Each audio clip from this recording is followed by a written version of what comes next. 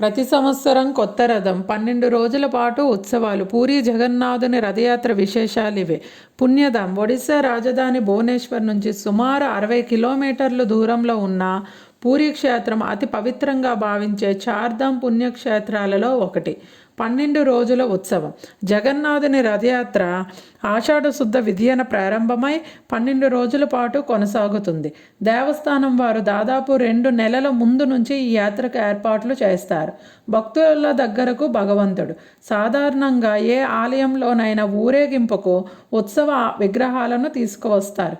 కానీ పూరి జగన్నాథుని ఆలయంలో మాత్రం, జగన్నాథుని రథయాత్రలో మాత్రం జగన్నాథ స్వామి బలభద్ర సుభద్రలతో సహా ఏడాదికొకసారి గుడి నుండి బయటకు వచ్చి రథయాత్రలో భక్తులకు కనువిందు చేస్తారు. మూల విరాట్ విగ్రహాలే రథయాత్రలో పాల్గొనడం వల్ల ఈ జగన్నాథ రథయాత్రను అత్యంత అపురూపంగా భావిస్తారు భక్తులు. ఏటా కొత్త రథం. సాధారణంగా ప్రతి ఆలయంలో ఊరేగింపు సేవలో ఏటా ఒకే రథాన్ని వినియోగించడం ఆనవాయితీ. కానీ జగన్నాథుని రథయాత్ర కోసం ప్రతి ఏటా కొత్త రథాలను నిర్మిస్తారు. అంతా పక్కా లెక్క ప్రకారమే. పూరీరాజు వైశాఖ బహుళ విధియ నాడు రథ నిర్మాణానికి కావలసిన ఏర్పాట్లు చేయమని ఆదేశిస్తాడు. ఆయన ఆదేశం మేరకు ఆలయ ప్రధాన పూజారి అందుకు అవసరమైన వృక్షాలను 1072 ముక్కలుగా ఖండించి పూరికి తరలిస్తారు. 1072 వృక్ష భాగాలను నిర్మాణానికి అనువుగా 2188 ముక్కలుగా ఖండిస్తారు. వాటిలో 832 ముక్కల్ని జగన్నాథుని రథం తయారీకి, 763 ఖాండాలను బలరాముడి రథ నిర్మాణానికి, 593 భాగాలను సుభద్రాదేవి రథానికి వినియోగిస్తారు. రథ నిర్మాణం ఇలా: 9 మంది ముఖ్య శిల్పులు, వారి సహాయకులు, మరో 125 మంది కలిసి అక్షయ తృతీయ నాడు రథ నిర్మాణం మొదలు పెడతారు. ఆషాఢ శుద్ధ పాడ్యమి నాటికి రథ నిర్మాణాలు పూర్తయి యాత్రకు సిద్ధమవుతాయి.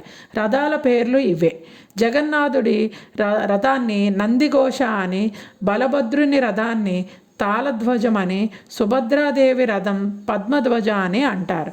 రథయాత్రకు సన్నాహాలు ఇలా: ప్రతి రథానికి 250 అడుగుల పొడవు, 8 అంగుళాల మందం ఉండే తాళ్లను కడతారు. ఆలయ తూర్పు భాగంలో ఉండే సింహద్వారానికి ఎదురుగా ఉత్తరముఖంగా ఈ 3 రథాలని నిలబెడతారు. అంతా శాస్త్రోక్తంగా. రథయాత్ర మొదటి రోజున మేళ తాళాలతో గర్భగుడిలోకి వెళ్ళి పూజారులు ఉదయకాల పూజాధికాలు నిర్వహిస్తారు. శుభముహూర్తం ఆసన్నమవగానే మణిమ అంటే జగన్నాథ అని పెద్దగా అరుస్తూ రత్నపీఠం మీద నుంచి విగ్రహాలను కదిలిస్తారు. ఆలయ ప్రాంగణంలోని ఆనంద బజారు అరుణ స్తంభం మీదుగా వాటిని ఊరేగిస్తూ బయటికి తీసుకొస్తారు. భక్తుల జై జై ధ్వనాలు. ఊరేగింపులో ముందుగా దాదాపు 5.5 అడుగులు ఎత్తుండే బలరాముడి విగ్రహాన్ని తీసుకొస్తారు. బలరాముడి విగ్రహాన్ని ఆయన రథమైన తాళధ్వజంపై ప్రతిష్ఠింపజేస్తారు. అనంతరం ఆ స్వామి విగ్రహానికి అలంకరించిన తలపాగా, ఇతర అలంకరణలను తీసి భక్తులకు పంచిపెడతారు. అవి అందుకోవడానికి భక్తులు పోటీ పడతారు. అనంతరం ఇదే పద్ధతిలో సుభద్రాదేవి విగ్రహాన్ని కూడా బయటికి తీసుకువచ్చి పద్మధ్వజం అనే రథం మీద ప్రతిష్ఠిస్తారు. కమనీయం జగన్నాథుని దర్శనం.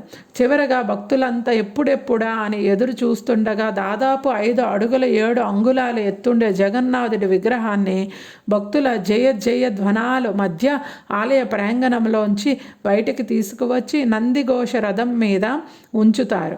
ఇలా 3 విగ్రహాలను రథాలపై కూర్చుండబెట్టే వేడుకను పహండి అంటారు. సర్వం జగన్నాథం. విశ్వవసు వారసుల ఆలయ సాంప్రదాయాల ప్రకారం ఊరేగింపు నిమిత్తం మూల విరాట్లను అంతరాలయం నుంచి బయటకి తీసుకువచ్చి రథాల మీద ప్రతిష్ఠింపచేసే అర్హత వీరికి మాత్రమే ఉంటుంది. ఈనాటికి ఇదే సాంప్రదాయం కొనసాగుతుంది. విగ్రహాలను తరలించే సమయంలో కుల మత భేదాలు లేకుండా అందరూ జగన్నాథుడి విగ్రహాన్ని తాకవచ్చు. వేడుకగా చెరపహార.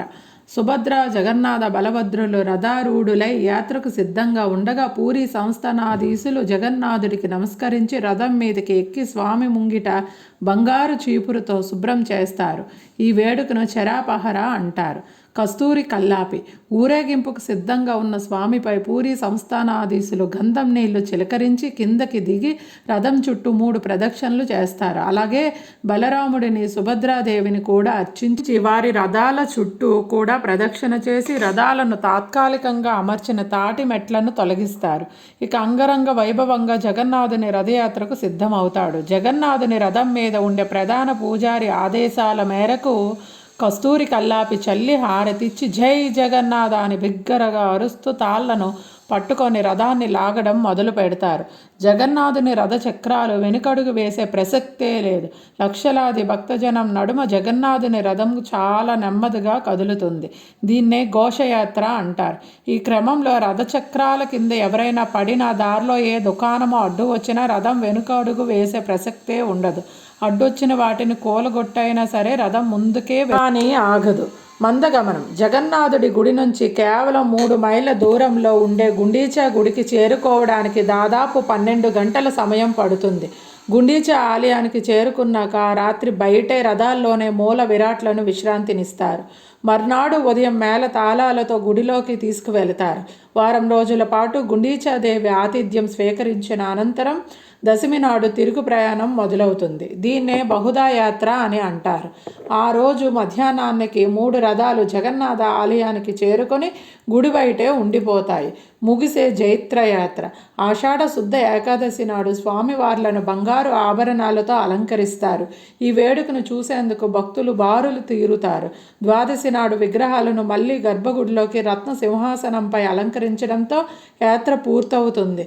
యాత్ర పేరిట 10 రోజులుగా స్వామి లేని ఆలయం ఆనాటి నుంచి తిరిగి నూతన శోభతో అలరారుతుంది.